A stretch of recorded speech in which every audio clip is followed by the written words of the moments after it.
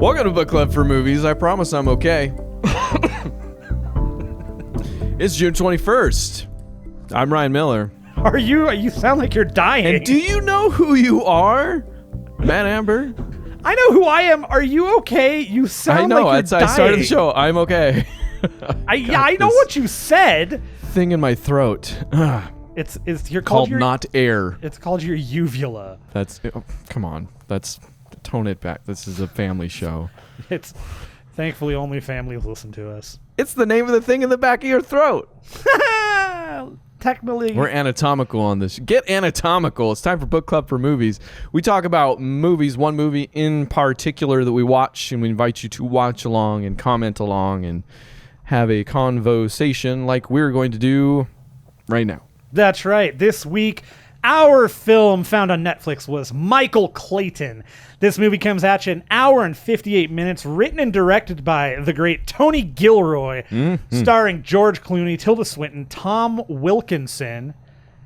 And here is your Book Club for Movies synopsis on Michael Clayton. The Matt Amberg Zero Hit Points own patented. This was a rough one for me to kind of wrap my head around. Yeah, okay. It was hard. This one's a hard one because it's got a bunch of moving parts, and this went in a direction I did not expect it to go. In it's many a heady ways. One. It is. All right, here's your Michael Clayton synopsis. Okay. When a prestigious New York City law firm finds one of their own has had a manic episode during a deposition, putting a multi-billion-dollar class action lawsuit against one of their biggest clients in jeopardy, they're forced to call in the fixer, Michael Clayton. Will Clayton be able to resolve the lawsuit? Will he uncover an even more sinister plot? More intrigue? More villains? Tune in next week. Same court time. Same court channel. No added nipples. That synopsis went places I wasn't expecting. Come on, man. If we're not referencing Clooney Batman. Oh, just gotcha. Okay. No nipples. Okay, sorry. So yeah, we've mentioned it. This has been one of my favorites, although I've only seen it once myself, and just remember being blown away by it, and then it being on my, man, I got to rewatch that list for years now, which is kind of how it ended up here. But this is also my introduction to Tony Gilroy. Strangely enough, even though I had already seen and loved the Bourne movies, like I didn't get Tony Gilroy as a force until then. And then you go back and look at his resume. Thank you. I was trying so hard not to say repertoire, and I appreciate it because I don't technically know how to say that word. It started out in 92 with The Cutting Edge, and we're going written by here. Tony Gilroy is a writer for me. Which, by the way, that was my first introduction to Mr. Gilroy because I do love The Cutting Edge, and that, my friends, toe pick. I need to watch it. I never. Do you? Candy recently down. No, yeah. Why wouldn't I need to? Oh wait, no. I've heard it's great. Candy and I talked about this actually when I was there. Did you? Okay. I think we mentioned this because I was like, oh yeah, I love The Cutting Edge. Well, okay. Maybe my sphere of cutting edge influence here is so small. I've only heard amazing things about it from you and Candy. So look, I'm not saying it's a great movie. I'm saying that I like it a lot. It's got some really fun bits to it. And it is super, super funny to me to see where people have come from. And in particular in this one, John Locke from Lost. The guy who played John Locke in Lost. Oh, yeah, Terry, probably. I bet I didn't recognize him if I saw him. Terry, what's his name? You'll recognize him. He's a guy you always recognize. You just go...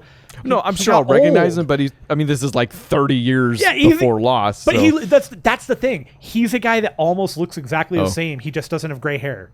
He is his character from Lost. Yes. Like he's supernatural. Gotcha. Yeah, okay. Just want to make sure. So yes, Cutting Edge, and then I'm going to skip over some, but Devil's Advocate. I love that movie. I love it. Apparently did the adaptation for Armageddon because adapted it from garbage. And then the Bourne Identity, but then also the Bourne Legacy, which is just a complete travesty and disappointment of a freaking movie. Which now you kind of maybe look back on that and go, okay, maybe there was some meddling going on here. Maybe there was some studio stuff that just didn't quite. Who knows? I don't know, man. Maybe That it's was Jeremy just a real Renner. down point for me because I think he directed that one too. He did. He's only directed did. 4 things, Yep. and Michael Clayton is the one he's written and directed. And so I was pretty excited. I'm like, great, they didn't get Greengrass, but whatever, we'll see. Legacy's got to be something, and it was not at all. It's the Renner conundrum, man. The It's- Renner paradox. Yeah, I don't like Renner, but that story is stupid. Like the pills and the whole how it fits. I don't know.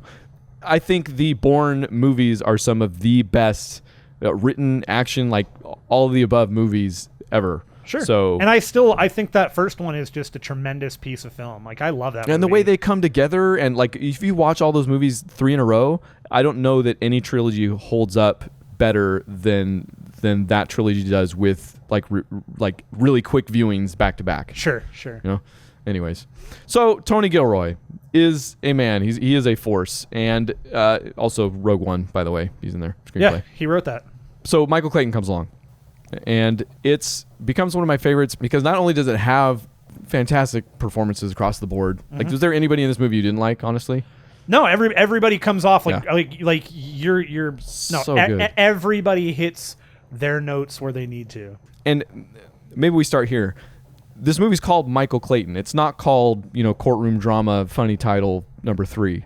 It wouldn't be funny, but like this is called Michael Clayton. Like this is a character study. This is about Michael Clayton. Yep. But everything that goes on around him is just as good.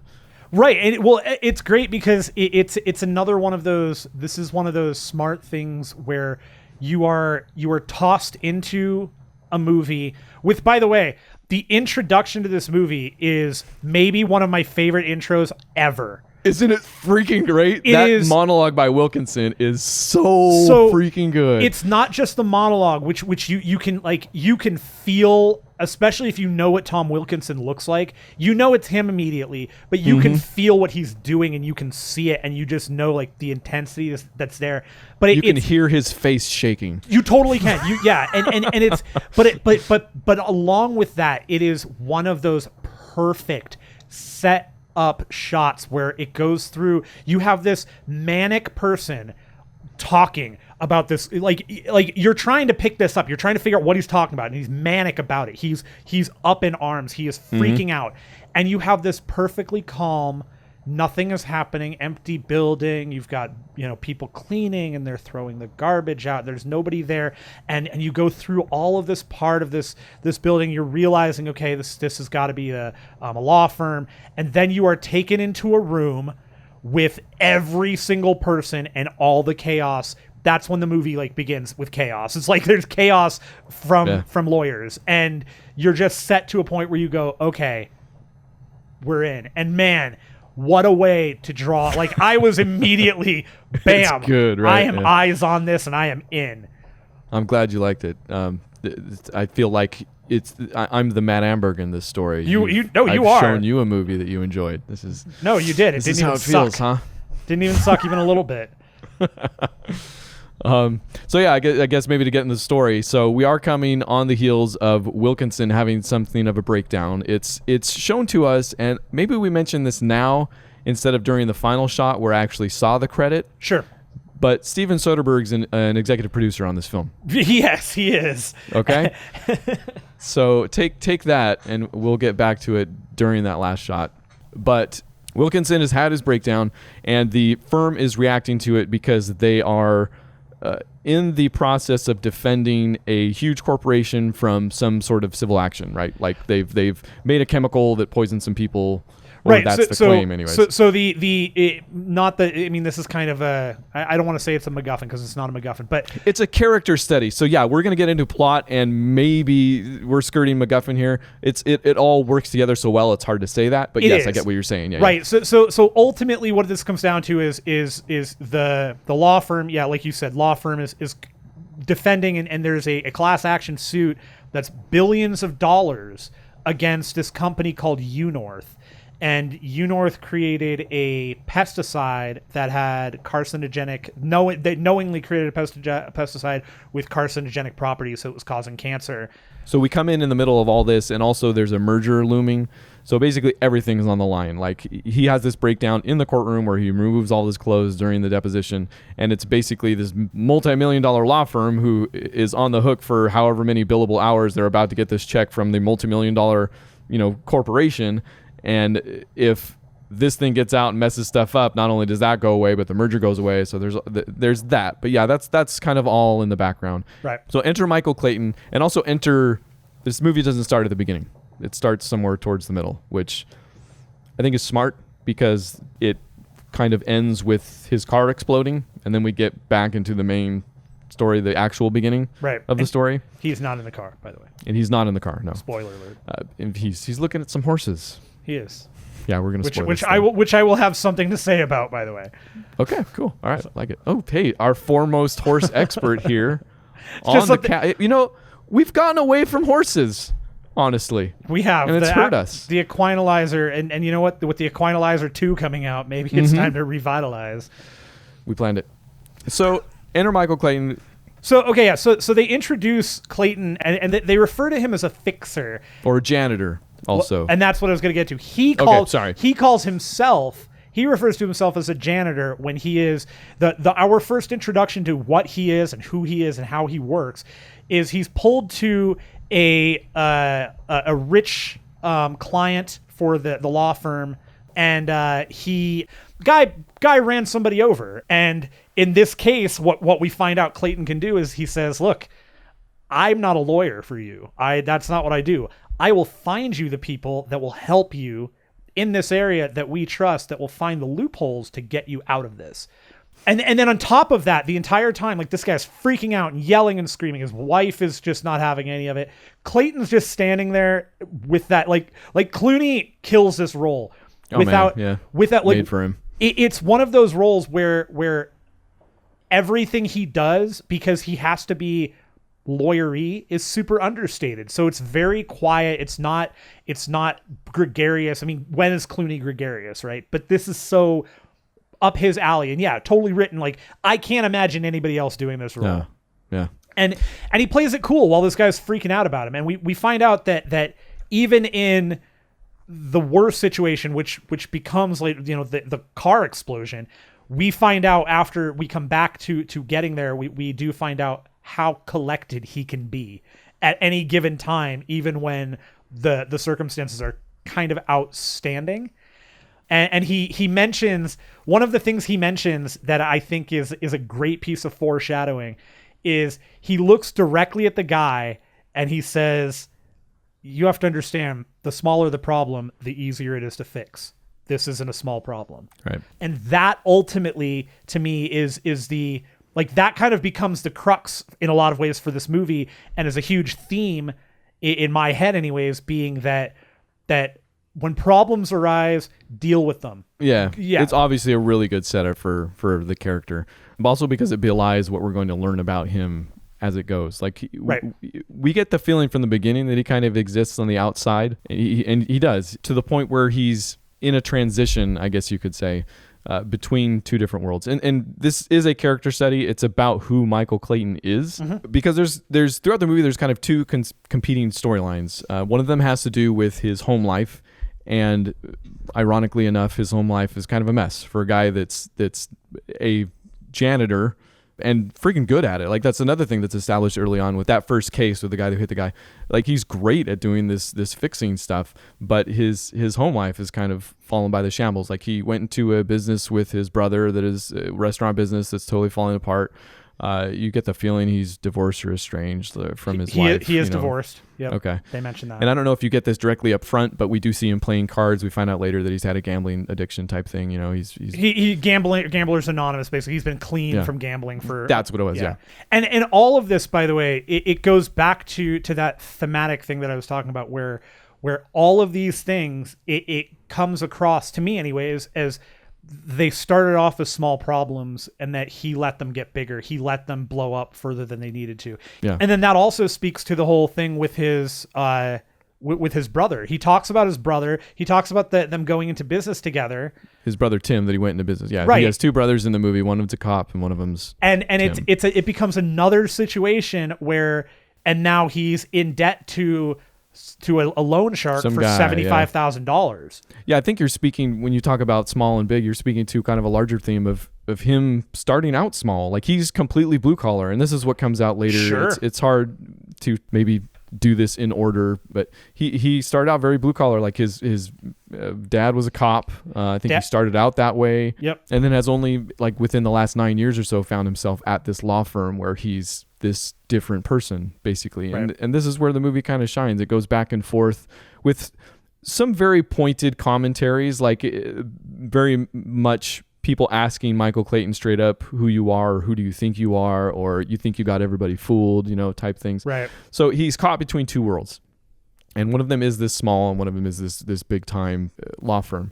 So enter Tilda Swinton, who is kind of she's bad guy-ish in this, or the embodiment of the bad guy. She's the person at the corporation that's actually might be the fixer at that corporation. She is head counsel at there you go. What are they called? They're called U North. Yes, I am thinking. Yes. And plays her role perfectly, but she's very much like, they show her practice in front of the mirror a lot. Like, she's trying her hardest to get by in this horrible world, and succeeding for the most part, but you feel for her kind of in a way. And well, and I think that her introduction is that it's like it's this interspliced shot of her she's talking in the mirror, and then she's giving an interview with her boss next to her, in regards to you're kind of questioned about what they're doing for safety or what have you. And during this interview, like I said, we're interspliced with shots of her practicing it and trying to perfect it in the mirror as she's getting ready for it. And in that interview, when they snap to her and she's sitting next to the boss, I definitely got that feeling that the reason the boss is in there is because he doesn't trust her enough to like she's not there yet. Like I don't mean he doesn't trust her as a confidant. He doesn't trust her to make the right decision and say the right thing. Like he seems very much so on her tailcoats all the time. Yeah, it's tragic, her character, but yeah, you never get the feeling that boss, the main guy of the company, is happy with her. Like, he's always kind of like, she's got to be here, or supportive. Right. Yeah. So in that environment, she's turned into someone that's going to put a hit out on, and that's not initially where that goes, but basically the thing with Tom Wilkinson happens. It's a breakdown, and she has to handle it. She meets with Michael Clayton, and that goes less than satisfactorily for her anyways. She doesn't understand or pick up on what Michael Clayton's trying to tell her about the situation. And keeping in mind that the lawyer, the Tom Wilkinson lawyer, is somebody that Michael Clayton does know. It's not a stranger. Yeah. He is aware, and they make multiple references to them having interactions in the past. Yeah, in fact, there's a point where Michael Clayton does go and get Tom Wilkinson out of jail, and there's a little bit more of that conversation. Anytime those two are on screen, that movie is man. I mean, those are titans acting so right there. That right there, good. The last time I remember going, oh man, seeing these two people, any two people on in a screen in a dramatic role and just absolutely blew my mind was Birdman. And these two, holy crap! These are two guys that know how to hold down their job, man. They know how to act. So we get a little bit of them in the prison, and then Clooney takes him back to the hotel. And while he's gone, Clooney's son calls the hotel and gets into a conversation with Tom Wilkinson on the phone. Right. And the rest of the movie, I mean, it starts out with that monologue where you're is this guy crazy? Is he not? Like, whatever. And the movie runs with that. Like, there's this, and Clooney even mentions it at one point. His character has a line. But there's this, they draw the line between kind of genius and craziness type thing, you know?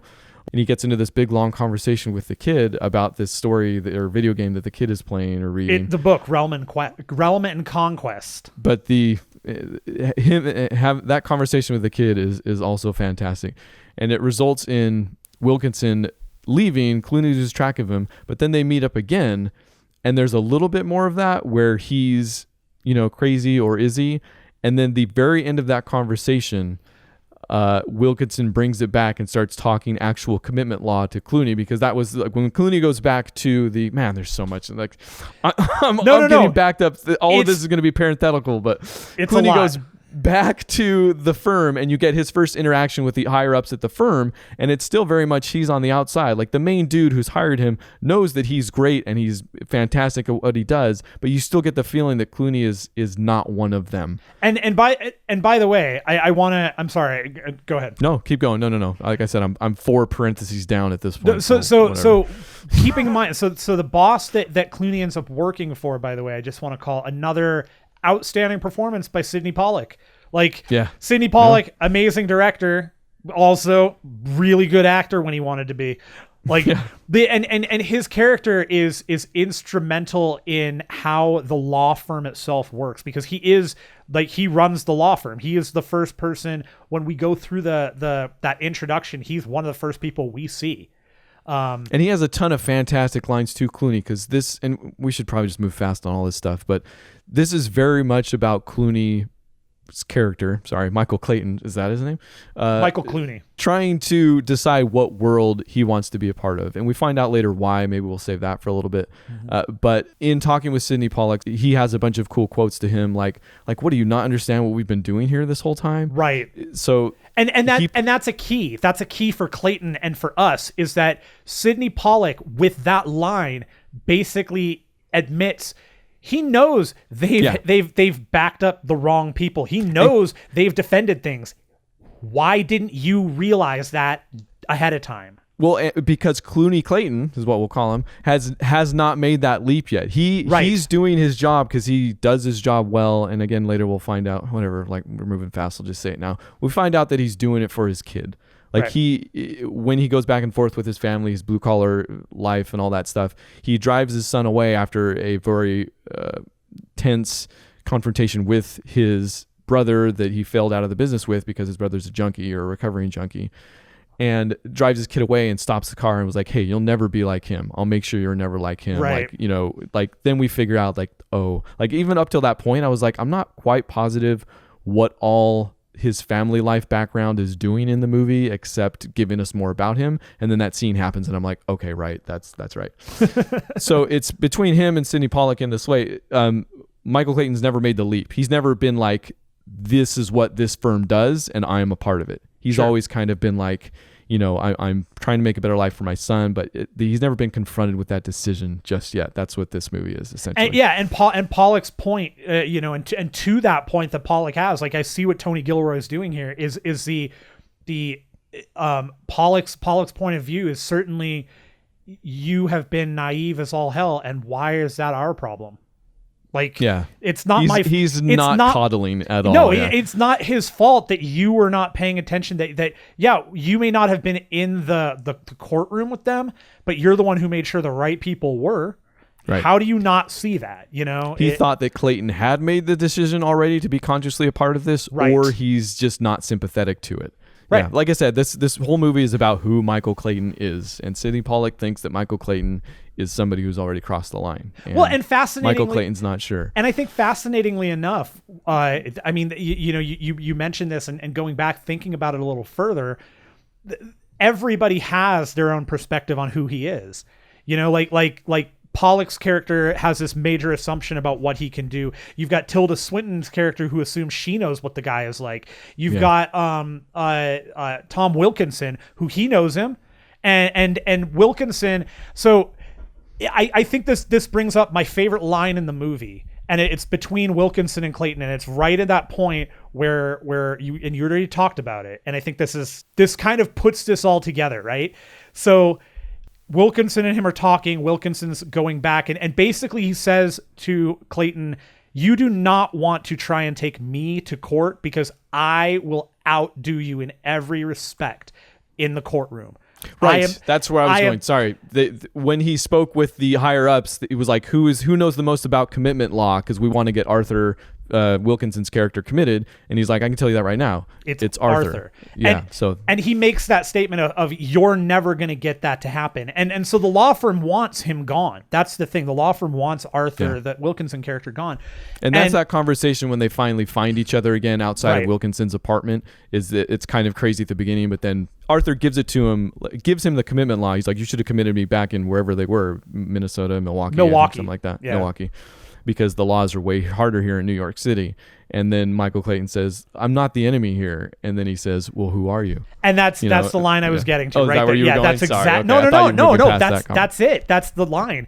And that movie that line right there, I think is your that right there is the pinpoint to the movie. Like it's all right there for Clayton. It's who is Michael Clayton? Because at that point, not only is Michael Clayton the one who's supposed to at least try and get Arthur to understand that the law firm has got an issue with him right now, but it's like maybe we should mention that the whole reason this is happening is that Arthur has found the memo that completely incriminates the company, and has part of his breakdown had to do with him not being able to take all of the criminality in his law firm, like, defending the criminals, basically. His breakdown was all about not putting up with that anymore. And with that memo, he started to, with that memo and the plaintiff, the civil person, the girl who's claiming or is the spokesperson for this claim of poisoning and all that stuff, has started to make a case with that memo and that girl against the company that he's supposed to be defending. Right. And so part of the question with Wilkinson actually towards the end of the movie becomes, was he being crazy on purpose? Because if he's crazy and can get fired from the company, it no longer becomes a question about whether he can sue the company or not, blah, blah, blah. It's not important in the movie itself, because again, this is about Clayton. But it's important in its non-importance. Yes. 100. No, whatever. Because this is a study about Clayton. And while it impacts Clayton's, where he goes, it is not like ultimately about that, whether or not, but that, like, especially because he's close with Arthur, like, that's on the radar, right? Like, this movie is about him deciding, but basically, is it crazy that he's thinking all of his employers are criminals, sure. Right? So, and that's where Arthur comes in, like, is he crazy? And he is, I mean, forgive us for saying crazy, he's a manic depressive, like, he actually is on medication that he's not taking towards the end of the film. Right. And also I want to mention before we leave Arthur completely,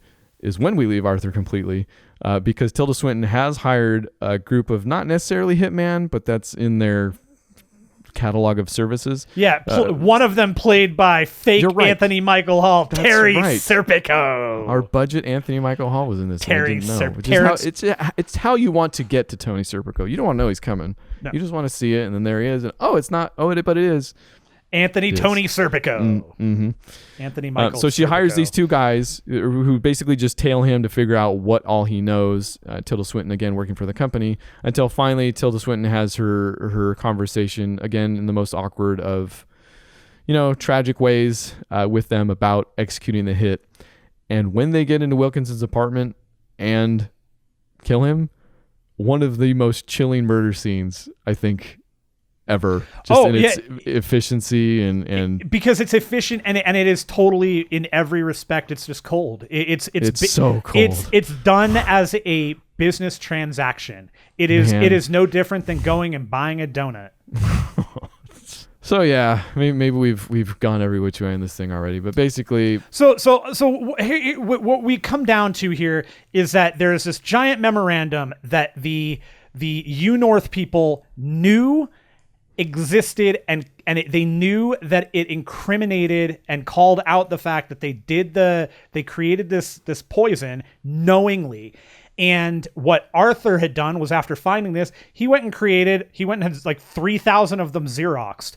And yes, then, which we don't find out till later, but till further on, Clayton, when Michael Clayton starts to investigate what was going on with Arthur, starts why to suspect foul play because they made it look like a suicide. During the which we get the line from his brother, because his brother does him some favors as a cop, where he says, "You think you got everybody fooled? Cops think you're a lawyer, lawyers think you're a cop, but you know exactly who you are, don't you?" This is what he says to him. But he still doesn't, technically, because basically, and we're getting to the point where the movie begins with the car explosion, Michael Clayton goes back and in the process has asked Sidney Pollack for a loan to pay back the loan shark. And when he returns at one of these points, gets that check. And it's with that. Sorry, you were going there. You know what you're doing. I was going there. With the one of the copies. Copy of the memo and the case that Arthur has made. Called, what's it called? He names it after the book. Something in Summons. Realm and Conquest. Yeah, the end of the actual case is covered with Conquest and Summons or something like that. Something like that, yeah. It's pretty good. Anyways, another nice touch when Tilda Swinton's people are telling them, like, looking Michael Clayton up on the internet, just kind of telling everything they know about him. They're like, oh, it says he's not a trial lawyer. It says he just specializes in wills and trusts. It's pretty good. So yes, he shows up. He gets the loan, but at the same time tells them, hey, I figured this out. Like he was building a case against them. Like, the corporation is the bad guy. Like, Wilkinson had it right. Like, you got to check this out. And again, Sidney Pollack's like, what do you think we do here? Right. Like, yeah, no kidding. They're the bad guy. Like, and then we get the moment where Clayton knows who he is. Almost. Well, I mean, he gives him the $80,000 check there to bail out his thing. There's some strings attached. The strings are what makes Michael Clayton know. That's where he knows. That's when he knows. But okay, so I love this question then. What do you think he knows at that point? Well, he knows that's when he absolutely knows he will not be like Sidney Pollack, because now I disagree. Because now he knows that all of them are supporting the U-North company. He knows every single one of them knew that this was true. He does know. I don't think he's made the leap yet, because what's the next thing we see? He takes the $80,000, Mm-hmm. he pays off the loan shark, sure, and he goes to gamble. Sure. I guess what I feel like he knows he's not going to be Sidney Pollack. I guess I should say I don't know that he knows what he's going to be, but he knows he's not going to be that. I think at that point he's fully joined them. Like, he's on board. He's like, okay, this is what I am. Like, I've accepted it. You know, you think so? He just yep. Okay, 100%. Because then he drives out, and I forget where he was going. Maybe he was just going to go, but it's where he ends up in the field talking to the horses. And you had something you wanted to say about that? Oh yeah, no, the horse thing is just so bad. Okay. Here's my thing about the horse, and this is the same thing I have with any horse scene. I just think this is so ridiculous. He walks up to the horses in this very and he does this. He walks up to the horses in a nervous fashion. So he walks up and he's trying to make himself bigger. You can see it. He's got his arms out. Like, people tell you, make yourself bigger, the horse will back off, right? So he's walking up to the horses, and he's got his arms out. And he's like he's trying to make himself bigger. Now, while in most respects, sure, you want to be careful around horses, all three of these horses had halters on. They're domesticated horses. They're not going anywhere. They're not going to run away from him, most likely. Your issue is with the horsic accuracy of the film. It's not. No, I mean, they like. What I guess my question here is, what the hell are those horses doing with halters on if they're out in the middle of a field? Like, you don't leave halters on horses, and if you are leaving them and they're that far away, you're a bad horse parent. That's the other movie. That's the Horse Parents, starring Lindsay Lohan and Jamie Lee Curtis. That's the Michael Clayton Sicario sequel. Like, it's all about the horses, and yeah. Did this movie need a sequel? No, but the horses, like, who owned them? We got to get the background on those. Yeah. So he does. He drives out to nowhere. He goes out to talk to those horses, and it's, I think, basically complete limbo, because then his car explodes because the hit guys have now been tasked by Tilda Swinton to kill him. Mm-hmm. And that's one of the things that kind of doesn't follow. Like, that cold hit they did on Wilkinson, and then they choose a car bomb for freaking Michael Clayton. You know? Sure. Like, it doesn't match. Like, kind of doesn't follow. But I understand why the movie had to do that, because that explosion is what changes Clooney's mind. That's when he flips. Sure. Okay.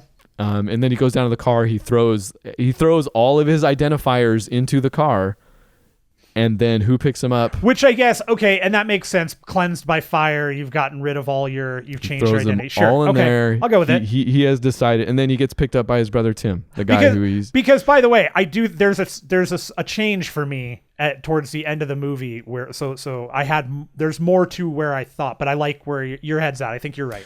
So end of the movie, the confrontation with Tilda Swinton. No, is that what you're? No. End of the movie. End of the movie. End of the movie. You're right. There's two more things we're going to talk about. He goes back to talk to Tilda Swinton, and they have their showdown where Tilda Swinton comes out and is like, "How are you still alive?"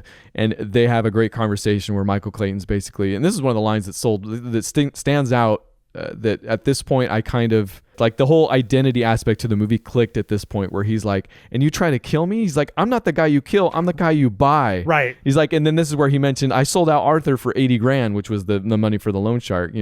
Like all this stuff. And it's a fantastic.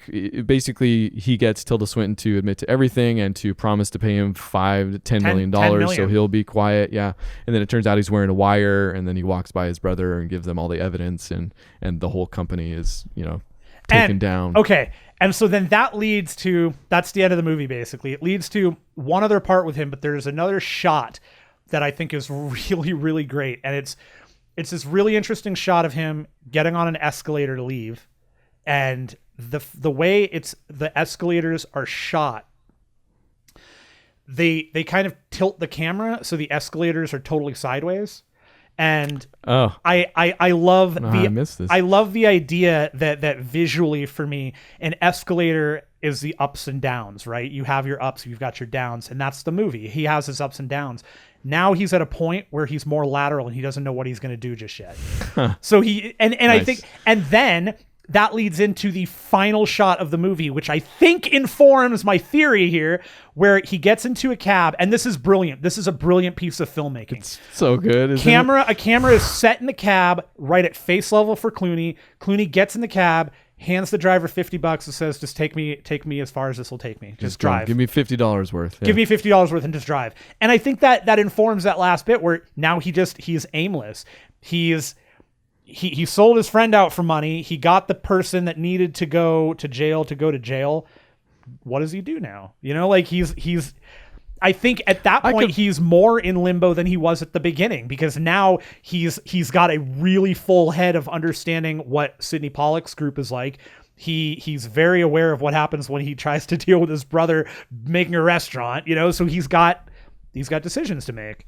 Yeah, I mean, he's obviously come back towards his old life, Right. He's realized what this new life is. He's looking at that it's worse than where he was coming from. So I buy that he might be aimless because he's like his goal of leaving is now frustrated. But I also think he's come to terms a little bit with who he actually is, a little bit. So maybe that and of course maybe I'm just reading into this way too much. That's what this movie's for, man. But maybe the escalators then are more of a lateral move. I still buy that. Also, because any good movie doesn't end like this. This movie especially shouldn't end with no questions unanswered. Well, him walking away from Tilda Swinton and that being like that would be a terrible ending. Well, yeah, I mean, it's the difference between him like giving the evidence to his brother and then standing by his brother's side while the rest happens. But he doesn't. Right. He gives it to his brother and he heads out. Like again, I think he's erring now. He's come to terms with his brother, has his brother pick him up. He's come to terms with that part of his life, but it's not like he's going to go back and live with his parents or with his brother now or something like that. Right. But yeah, and then that final shot where the EP credit for Steven Soderbergh comes up, and where the camera's just sitting on him, and I'm like, Soderbergh got his like in some meeting where he's like, can we just leave the camera on like for one somewhere? And so he got his oops, I left the camera on there at the very end. But it's fantastic. It's a really good ending. Man, I hope that conversation came together in some way. Right. No, I think that there is, anytime you run into these kind of courtroom things, for me, I should say, anytime I run into these I tend to get a little lost in myself and trying to figure out like the how does that fit in with this, and how's that, and then I tend to miss stuff, so I have to rewatch things. But sure, yeah. Great movie, like 101 stars out of 101 stars. Just bingo. Hit it All of on them. the head. Tops. That's going to do it for Michael Clayton. Thank you guys for listening. Michael Clayton, if you guys liked it, if you had questions, more concerns, more comments, let us know. Podcast at bookclubformovies.com. Next week's Book Club for Movies selection, get your horror on. We're going to go back a couple years. We're going to watch a Catherine Bigelow directed, Lance Henriksen starring, Bill Paxton vehicle, my favorite, Near Dark. Shoot. If you're a horror fan, you're going to want to watch this one if you haven't seen it before. It is streaming on Xbox, on Apple. It's all purchasable. Nothing on Netflix, nothing on Amazon. This is a good one, though. If you get a chance, check it out. Catherine Bigelow. Go look that name up if you don't recognize her name, because she's got some, she's got some stuff behind her. Namely, a little quality action film starring, I don't know, the greatest action stars of our time. You know, Pat Swayze, Keanu Reeves, Point Break, my dudes. So Catherine Bigelow. We're going to watch. When are we doing that one? I didn't know this movie existed until you told me. Yeah, this is by far and away my favorite vampire movie of all time. Name of this movie is my number one top vampire flick. Better than Daybreakers. And I love Daybreakers. Better than Dracula Dead and Loving It. Yeah, okay. Well, maybe we found one. Aha! Stay tuned for 2 weeks from now, where we I don't know if that where we find out the most depressing Mel Brooks movie also happens to be his last movie that he'll never. So yeah, come back, join the club. Near Dark next week. Hit us up, podcast at bookclubformovies.com. And now let's just do the rest of the show. Yeah, I've got 3 impossibly quickie movies. I want to talk to you about Injustice, Matthew. Sure. About Injustice. I watched The Mummy. The original. No, sorry, not the original, but the original, let's be honest. The Brendan Fraser. Yes. Doing my due diligence as part of the Renaissance. You'll know. Rachel Weisz. That's her name. Rachel Weisz, that is correct. From Constantine, if that helps. She's done so much better, and she won't do any good movies anymore. So I get the I'm just kidding. So I just saw her in better. page 8. She's amazing. The Mummy, and I don't put a whole lot of stock in this, but like I said, I think it's Injustice here. 57% on Rotten Tomatoes. Yeah, it's just stupid, and those people are all dumb and wrong. Come on, that is pure. That is like it's pulpy. Complete it's fun. It's popcorn. Injustice. That movie is 99% at the least. Yeah, you know what? And I'll take it one step further, because I think the second one just as good. I watched the second one as well. I don't know if I'll go just as good. I love the second one as much. I think it's just as fun, just as popcorny. I like the first one most, for sure. The first one's so freaking tight. Like, and Fraser is perfect. Like, he's the perfect one. He's got kind of that weird just unpredictability to him, but also the action is so ridiculous. Like, there's jokes in the middle of it, like, that are stupid but so good. Like, I laugh at them. Yeah, I enjoy seeing them. They make me smile. Benny is a great foil for them. I'm telling you, that movie, no like bones about it. Like, it's just take all of the bones in the movie. That's like the rating out of that many. So good. Mummy Returns. I did also watch.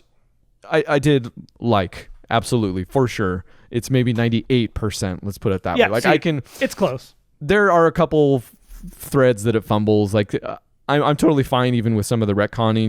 Like Brendan Fraser's or Rick is of royal blood or something like that. Right, like, he's got the whole tattoo, and they're like, oh, what does it mean? Like, that's kind of fumbled. We don't really get a conclusion to that. We get a conclusion to Rachel Weisz's thing, to Evelyn's thing, because she is a reincarnation of the girl that fought the girl for the whatever. Anaxinamun.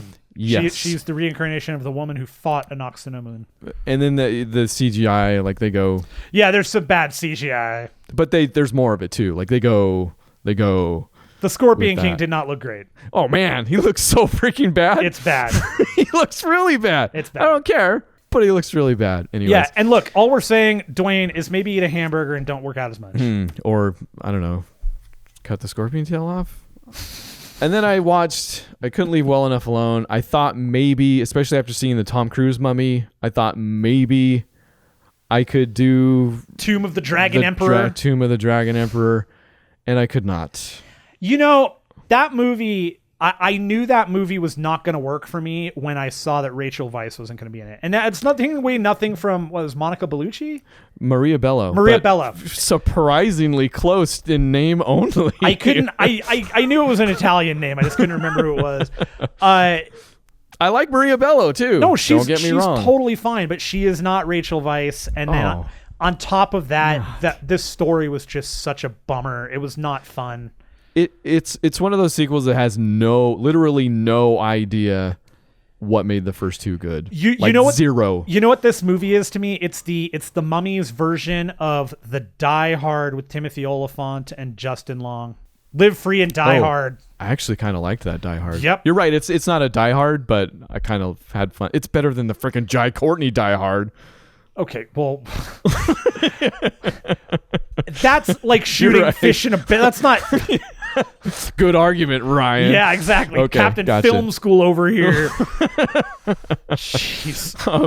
The Tomb of the Dragon Emperor, though, it really has no idea. Like, not only is Maria Bello not Rachel Weisz, like, it's not Evelyn. Like, that, it's not that character. She's not. Rick's character is maybe a little bit closer, but Evelyn's character is completely sidelined, and she's a strong character in the first two films. She's a strong female character. Absolutely. she is very heady with herself. Like, she knows what she wants to do. Yeah. Even when she's wrong, she's like, okay, let's figure it out. Completely lost in this thing. Like, she's so sidelined, it's sad. Like, the character, not just Maria Bello. There's no action. There's literally no, and the movie's about how they miss their action lives. So okay, but there's no action for like 40 minutes. So it's not that movie. It sucks. And then when finally there is action, it's not as inventive or as funny. Like, the actual choreography and the stuff from the first two movies is good. Yeah, like, those are good fight scenes, and this doesn't have any of those. The relationships are all like, none of them land. Their son is supposed to be like, they're at odds, but the way they're at odds just doesn't. How many years did this come out after the second one? Because I feel like it was a long time. It was like, yeah, it was I don't like have an it up, 8 years, 10-year thing. It was, and it was totally very much so a cash grab too. You could kind of see that. It sucks, but I mean, yeah, that must have been, which seems like a weird thing to say, but I guess 57%. Everybody loves The Mummy. I will say, Michelle Yeoh in Dragon Emperor is infallible. Like, apparently, wow. Michelle Yeoh, she's even good in that thing. Yeah, it speaks to Michelle Yeoh. It also speaks to the fact that the first two movies weren't accidents. Like, if somebody had an idea for that third movie and was like, "Hey, these things are easy. Who's gonna notice?" Like, that just proves that they're dumber than they think. I do want to. This is just super funny to me. So I had to be reminded of this. So the director, Stephen Sommers. Right. Yeah. Yeah. For the first two. Yeah. Did you do the third one too? Just gonna run down what he's done here. Van Helsing. Sure. Revenge of the Mummy, The Ride. So that's the thing at Universal. Huh. I've been on it many times. G.I. Joe, The Rise of Cobra. Huh. And it just goes downhill from there. It does. Surprisingly, that's a weird statement. Although I kind of liked Van Helsing. Sure. It's not great. But let me No. tantalize you a little bit further with Stephen Sommers. He also happened to be the writer of Tomb of the Dragon Emperor, uncredited, which means they totally nuked everything he did. Yeah. He it's script or is it story? Like, did he get some story credits because somebody talked to him for 5 minutes? No, I think it was script credit. I think it was uncredited script. Yeah. Gosh, jeez. Yeah. Nope. I think. What movies did you watch this week? Hey, so that really? So you watched The Mummy 3 too, huh? No. In keeping with my love of Tom Wilkinson, nice. It was a total accident, not intended. It's easy to do. Ended up watching the Full Monty. Oh yeah, accident. I gotcha. Yeah. Mm-hmm. Full Monty. This comes in an hour and 31 minutes. It was written by Simon Beaufoy, directed by Peter Catato, and it stars Robert Carlyle and Tom Wilkinson. Those are the two main guys. And that movie is It's ridiculous. It's a lot of fun. It's a cool, cute little story about a bunch of guys that, you know, they don't make a ton of money. They're trying to do something better with their lives, and stripping. They realize women can strip and they make tons of money. They can. So why don't we? Solid. It's ridiculous. You never see any dingle. So it's, you know, yeah, nobody hangs. There's no payoff. Nobody Great. hangs dong, so there's no payoff. Real good movie you got here. Yeah, I do like that movie though a lot. The other movie I chose to watch this week, because the trailer Wilkinson kind of gets naked. Or he takes his shirt off, and Michael Clayton too. and he's Is ripped. Remember, anytime an old dude takes his shirt off in a movie, I automatically think of Naked Gun when Leslie Nielsen does it, and he's like all greased up and ripped. I thought you were going to say when he actually did it, but I guess that was maybe he actually takes his shirt off for like a scary movie or something once, and I was like, that is comedically funny. It was. He did it. But it was funnier when it was a greased up, ripped guy. The other movie I watched. Please continue. Yeah, the remake, or actually it's not the remake, it's a follow-up trailer finally came out for Halloween, and I just hadn't seen it in a couple of weeks.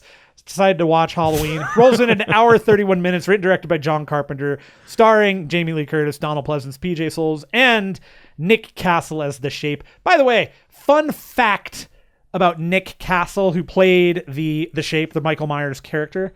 That dude went on to write and direct a whole mess of movies.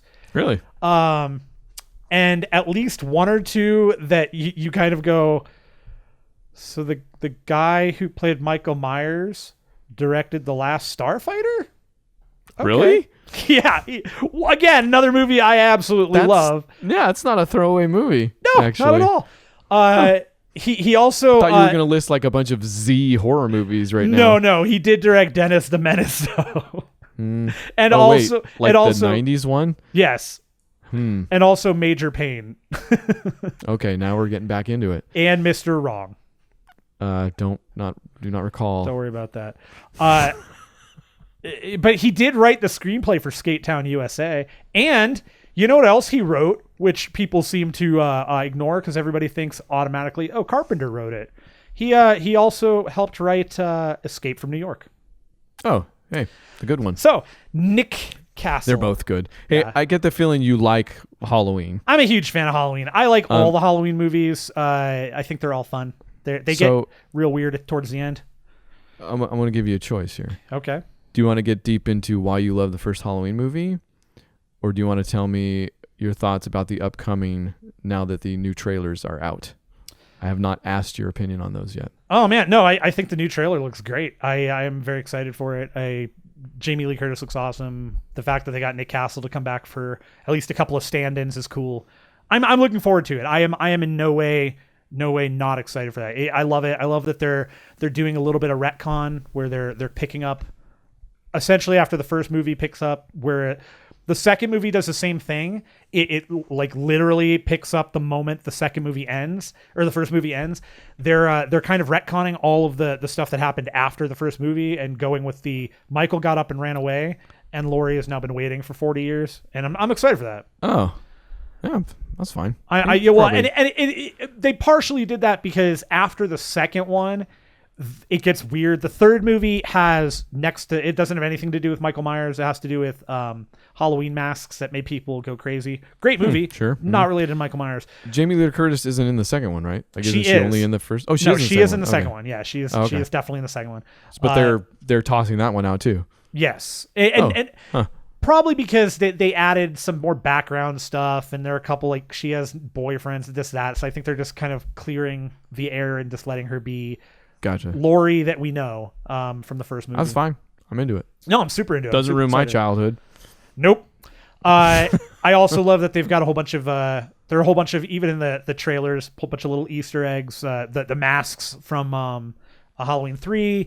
A little detail that the mask that Michael's wearing has the hole in it from where she stabs him with the knitting needle. Like, so that's cool. Just a minor thing. But yeah, no, I'm super into it. Is Shatner actually in the movie yet? Does that ever happen? You would really, really hope so. Actually, there was something kind of cool Michael I watched. Myers' mask was made from a cast of William Shatner's face. Movie magic. Technically, I mean, it was a William Shatner mask, so it wasn't really. Right, sorry. I mean, Okay, technically it's you're a right. cast, Sorry. but it was a mask that was.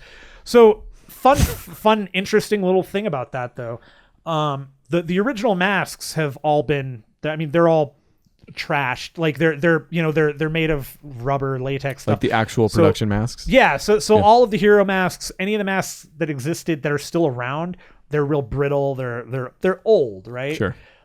They didn't do it. I don't know that they did it for this movie or if it was just somebody else that did it, but somebody was able to find the mold that they used for the original mask, and they were able to remake a mold for it, and they were able to recast it. And so there are pictures out there of the mask before it's painted white, and you can see what it looks like as the William Shatner mask. It's real weird.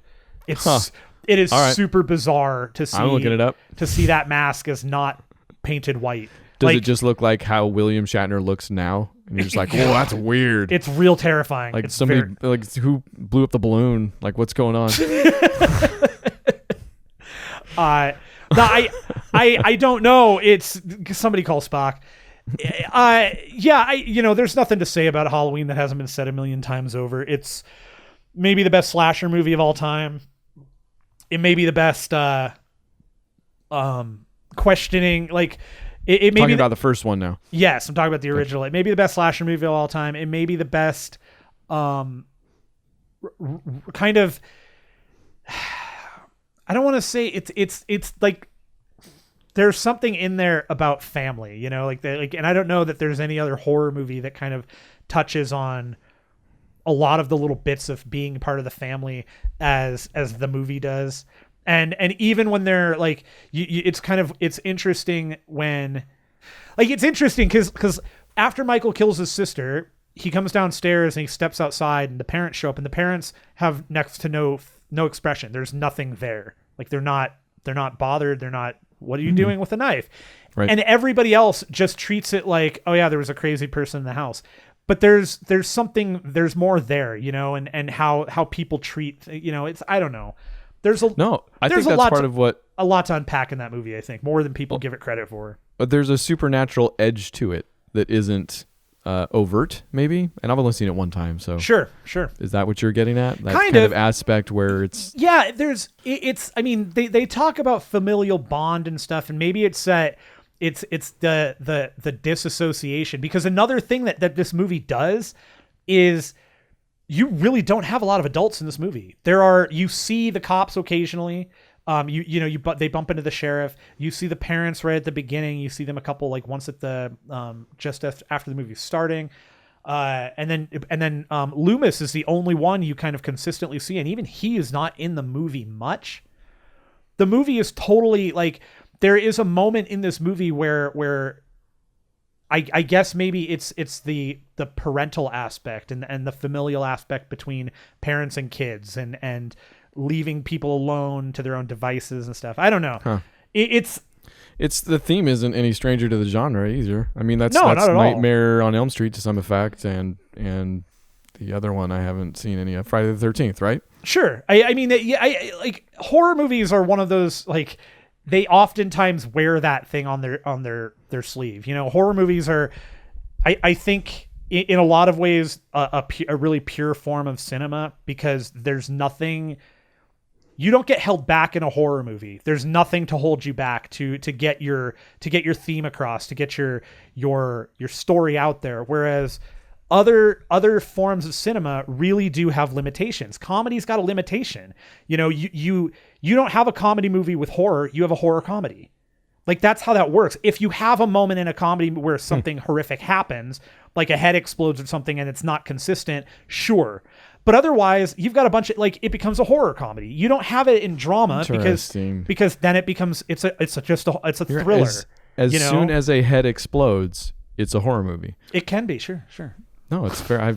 I'm learning a lot about Matt, also about movies. I know. I didn't go to film school, so I can't really speak to like you did. But no, I guess I feel like horror movies are the purest form of cinema, because there is no holding back. There is no limitation. Sure. There is no that there's no pretense. You know, you go into a horror movie expecting to be scared, expecting to be grossed out.